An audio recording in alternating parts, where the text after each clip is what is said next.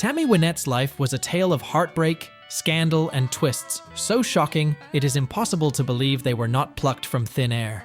From a terrifying kidnapping to tumultuous marriages, addiction battles, and a dark family secret, her story is a lot more than the music. In 1978, country music icon Tammy Wynette was the target of a shocking and hideous crime. She was allegedly snatched from a mall in Nashville while shopping and viciously raped. Her abductors dumped her outside the city after tying her up and beating her up so badly that she had serious bruises on her face and a fractured cheekbone. Authorities conducted a comprehensive investigation into the matter, but eventually, this story took a strange twist. Jackie Daly, Tammy's daughter, would reveal the shocking truth years later in a memoir. The entire abduction story was made up by Tammy. Jackie said that Tammy's facial bruises were actually the result of abuse at the hands of her new husband, George Ritchie.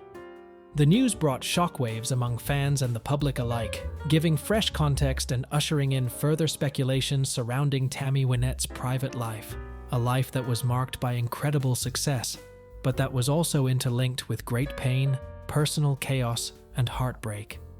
In her case, though, a recurring theme for hundreds of her songs is that her life was a constant struggle.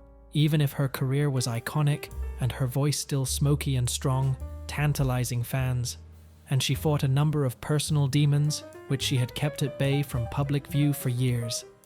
Tammy's story started in the southern states, where she was born into a poor family. Her father, William, aspired to be a musician, but was diagnosed with a brain tumor when Tammy was an infant. With his time running short, William introduced Tammy to the piano, unwittingly launching her on the road to musical fame. Sad to say, Tammy's father died while she was still quite young, and her family had difficulty handling it. Tammy ended up living with her grandparents on a small farm in Mississippi. Life was simple there, but Tammy's fierce determination and natural beauty caught the eye. By high school, she was a person of interest, but that attention also led her down a path fraught with trouble and poor decisions. In the early 1960s, Tammy began to fall in love with an older church member named Billy Cole. They dreamed of getting married, and Tammy even ordered cheap rings as tokens of their commitment. But her mother discovered their plans and aborted the marriage. Even when her mother stepped in, Tammy never let her appetite for following her heart shrink. At 17, she fell in love with another boy, Ye Bird, and was determined to marry him in the face of her mother's strong opposition. Though her mother wouldn't sign the requisite paperwork for the marriage, Tammy's grandfather intervened and the couple wed. Sadly, their marriage struggled with several issues. Ye Bird couldn't keep a steady job, and their living conditions were terrible. They also lived in a dilapidated house without heat, running water, or electricity. As they traveled, Alabama to Tennessee, Tammy held jobs inside and out of the home, including waitress, bartender, and beauty school student, all while raising a burgeoning family. It was at this point that Tammy's musical gift began to blossom. One night, the bar owner and pianist urged her to pursue a music career.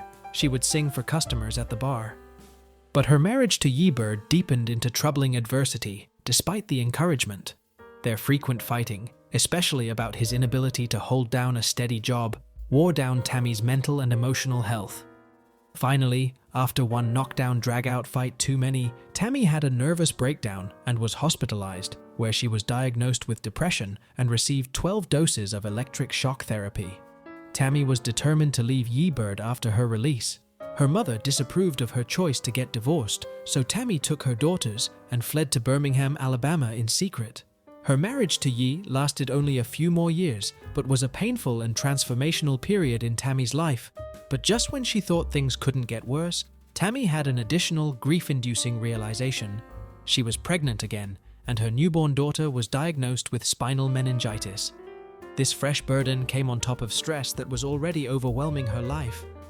Tammy made the courageous choice to escape her troubled past and travel to Nashville to pursue her music career in 1966. She loaded up her 3 daughters and rented a room at the Anchor Motel. There she met the musician Don Chappelle, who became her second husband. They attempted to establish a life in Nashville, but Tammy's fledgling musical career was filled with a string of failures and little success initially.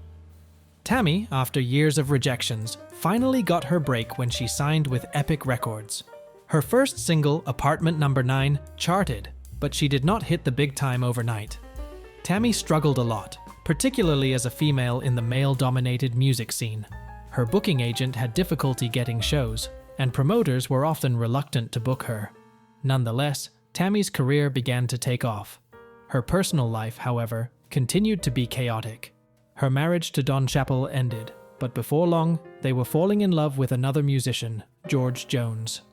Jones was still married to another woman, but he supported Tammy through a difficult period. The hospitalization of her daughter, and a romantic relationship developed. Although their romance was passionate, their relationship was hardly without complications. That love triangle between Tammy, Don, and George reached a breaking point at a tension-filled dinner party, where Don lost his temper over Tammy's deepening friendship with George.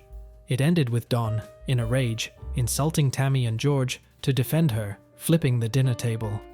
Their passionate affair ended in marriage, but it was hardly a steady union.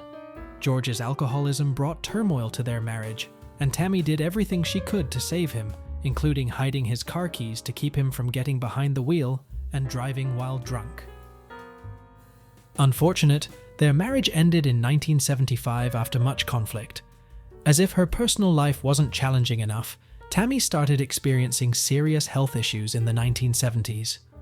A hysterectomy in 1970 was followed by a series of complications: adhesions, gallbladder problems, chronic pain.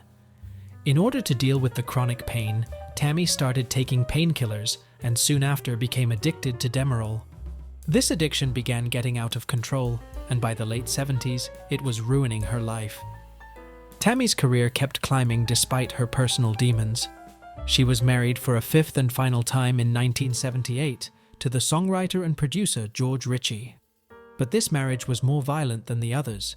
Ritchie worked as her manager, making decisions that severed her ties to her family and taking over her finances. Behind the closed doors, there were troubling reports of abuses.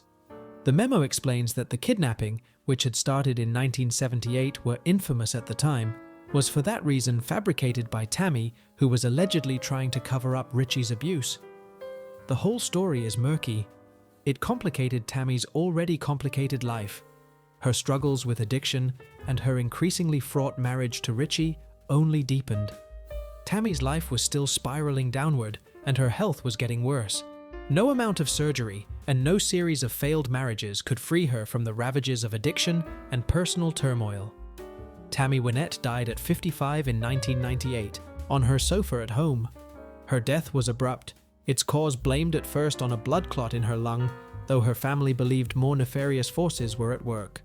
Her body was exhumed in 1999, and the cause of death was subsequently found to be cardiac arrhythmia. Although her life was tragic and tumultuous, marked by struggles both personal and professional, Tammy's music endures as a significant legacy.